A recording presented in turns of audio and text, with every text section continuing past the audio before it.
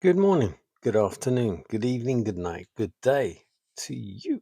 That's depending where you are in the world. We're doing the nighttime devotion from the devotional Christ Triumphant. The title today: When shall these things be? Matthew 24, verse 3. The disciples came unto him privately, saying, Tell us, when shall these things be?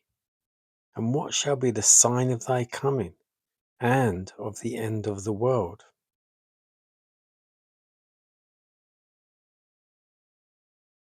Christ warned his disciples of the destruction of Jerusalem as well as the temple.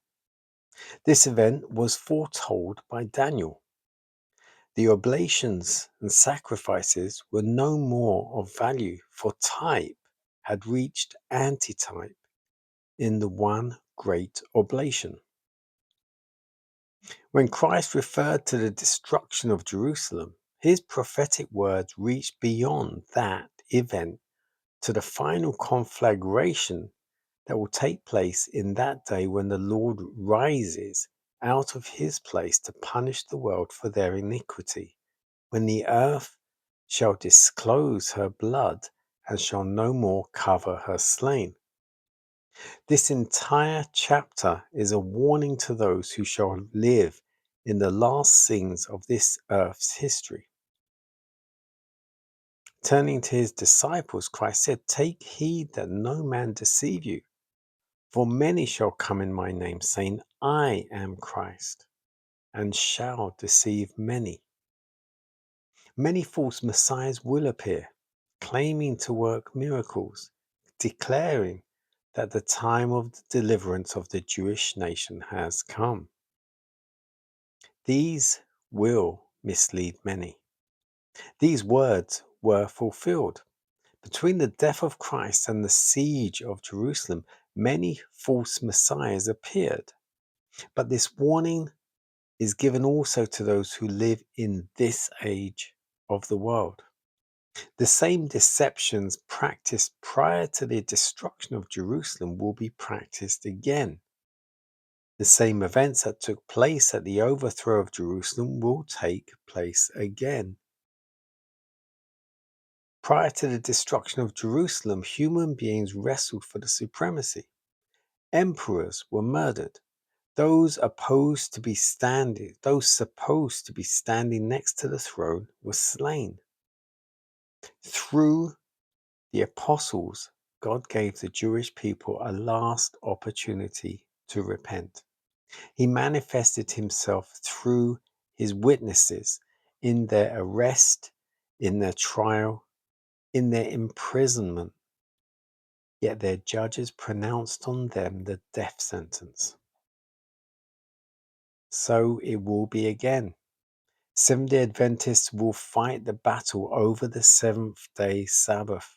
Christ told his disciples that they would be delivered up to the councils, but he told them also that they were not to be anxious as to how they might vindicate the truth, for he would give them a mouth and wisdom that all their adversaries could not gainsay nor resist.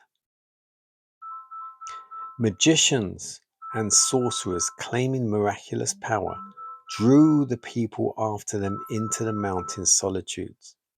But this prophecy was spoken also for the last days.